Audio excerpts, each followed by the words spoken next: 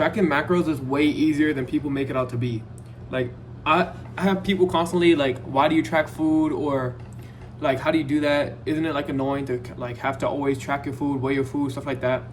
But it's so much easier than it's made out to be. And honestly, I like, even if I prefer to track my food. I don't know. Maybe it's like some OCD or something just in my head, but I prefer to do it. I like to know consistency so you can like remake something. So even if I wasn't doing it for macros, I would track or somehow get a measurement of how much I'm using so I can do it again. You know what I mean? You can't make something consistently if you don't know exactly what you put and how you made it. You know what I mean? So I'm gonna use a board today. I don't know if it's gonna be hard for y'all to read because I guess it's gonna be inverted, but we'll try and roll with it. So your main macros is protein, carbs, fats, and calories. Let's try to put it in an angle that you can see it. So protein. For every gram of protein, it's 4 calories.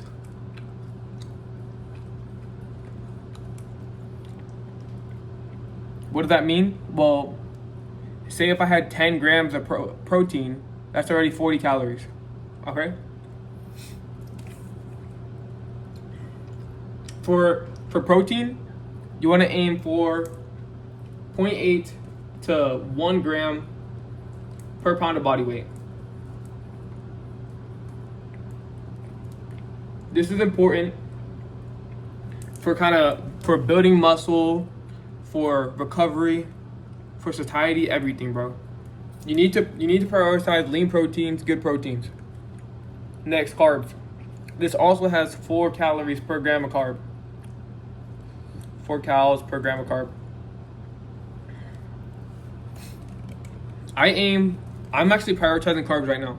I take 0.8 grams of protein so I can prioritize carbs. I'm really deep into I think it's SLBL. Oh no, it's SBL. So it's like science-based learning for nutrition. I want to optimize everything. I don't understand. I want to feel as good as possible. So I'm going to optimize based off of other people, off of science and just practical application, what I feel best with. But carb is your primary fuel source. So why would I not want more of that? You want to time it around your workout. So an hour to an hour and a half before your workout, eat about 60 to 90 grams of carbs. And then 30 minutes before that, you could also have like if you didn't eat any carbs an hour and a half to 2 hours before your workout, whatever, hour to 2 hours, then 30 minutes before you can have quick digesting carbs like a Rice Krispie treat, quick sugar, something like that, so it could get in your blood sugar faster and you can have a good workout. Okay. Fats. People always recommend about 25% of your total.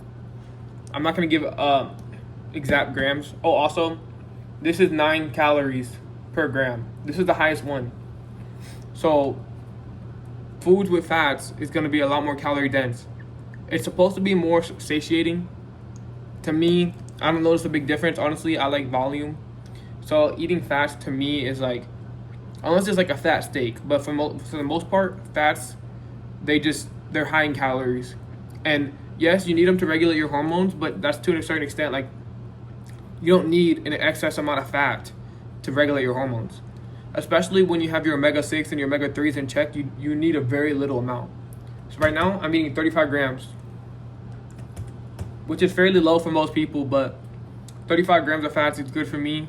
I'm taking my about 2 grams of omega-3s, and my omega-6s is in check too. So after all these adds up, they should equal up to your calories that you're trying to do, right? So calories, you kind of base off of a goal. So right now I'm trying to cut, and I'm trying to do that fast. So my maintenance is around 2,800 calories. 28 to 3,000 calories, okay? I'm eating 2,000 calories daily in order to lose fat as fast as possible. I'm eating my macros, so I'm eating about anywhere between 165 grams of protein all the way up to like 190.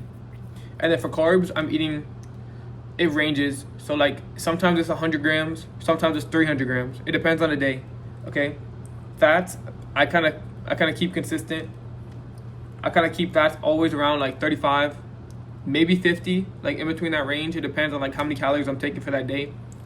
But I don't really like to move my fats when possible. I like to keep the same. Protein, I wouldn't really move either, but I like to experiment. So right now I'm trying different things. That's the very basic thing. So you want to make sure you're eating enough protein. So 0.8 to 1 gram per pound of body weight. You want your fats to be set at an amount that your hormones aren't affected. So as low as it can go, but to where your hormones are good and you feel good. Your carbs should fill the rest, but you should try and prioritize most of your carbs around your workout, pre-workout, and post-workout. Post-workout is not as important because you're not going to deplete that much glycogen during a regular workout unless you're doing crazy high sets and everything like that, but still have it around that window. You don't really need it in other parts of the day unless like you're a crazy athlete and you constantly do shit, but that's the very basics, right? Well, and it's crazy because whenever like it's hard to explain to basics when you don't know what like someone doesn't know, right? So how am I gonna find these numbers? How am I gonna track them? Whatever. So you need to find your maintenance calories, right? A lot of times it's gonna be by experimenting, but you can get a solid estimate off online. So I would go online right now and I'll type up TDE calculator. TDEE, total daily energy expenditure. It consists of a lot of stuff, but it's mainly like that the energy you burn when you're not moving, right? The energy you use when I'm talking, when I'm moving, when I'm doing everything, right? The energy I use when I go to the gym, which is, my active. There's also your basal metabolic rate, which is me just like when I do nothing, how much my body burns just to be alive. Okay. I believe this other stuff I forgot, but so type up TDE calculator online and it'll give you a rough estimate. It's gonna have you type in your body weight, height, your activity level. Be accurate. Don't lie to it because it's gonna be more accurate the more truthful you're being. And it's gonna give you a number. This is an estimate, right? And all you're gonna do is if you're trying to cut, you would go roughly 500 calories underneath that. I wouldn't say much more. It's like it gets harder to maintain whenever you go lower than 500 calories, and you're at more risk for losing muscle mass, right? Unless you do everything proper and you have good nutrition. But as a beginner or someone who doesn't know a lot, you probably just want to stay within 500 calories. And if you're doing a surplus, right, 500 calories is probably too steep. So I would say like, I don't even know, 200 calories. And you wanna experiment with both of these, right? So for my cut, you want to lose 1 to 2 pounds of body weight per week. So you're gonna be tracking your weight every day and take an average over the week and cover that. So you're gonna take the data and try and see if you're losing between 1 and 2 pounds a week. And obviously, according to how fast you want to lose it, you drop the calories more. Make sure your macros are still good, but you can fluctuate your calories based on how fast you want to lose this weight. Same thing with the bulk, right? I wouldn't recommend doing a heavy bulk, like a fast bulk, because all you're gonna do is then gain excess fat without the growth of muscle.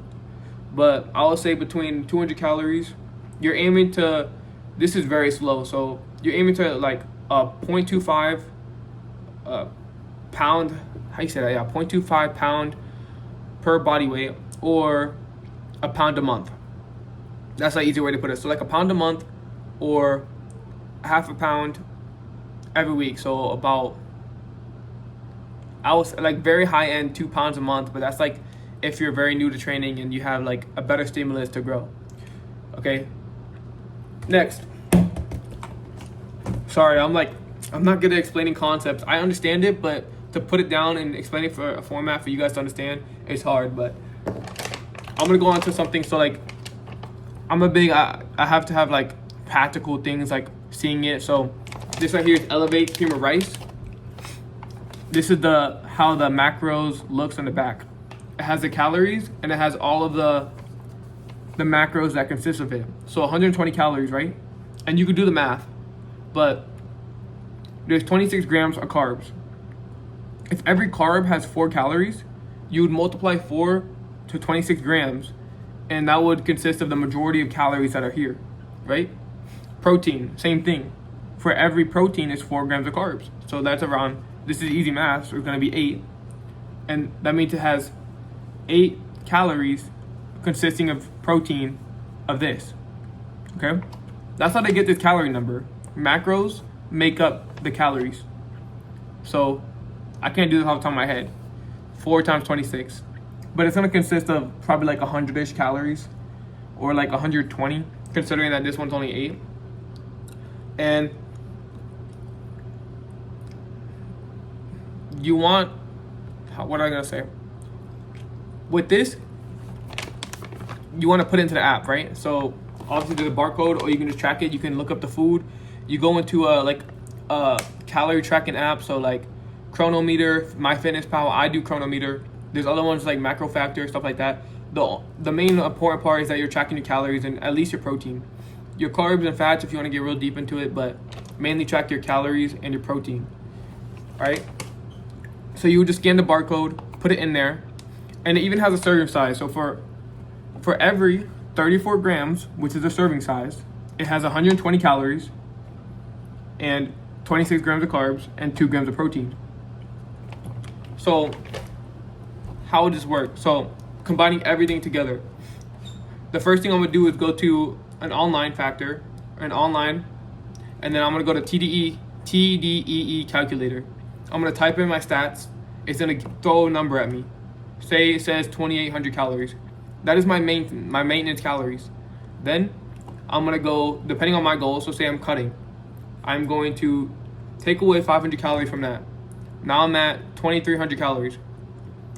At 2,300 calories, I'm gonna go into another app. I'm gonna go into, say, Chronometer, so I can track it.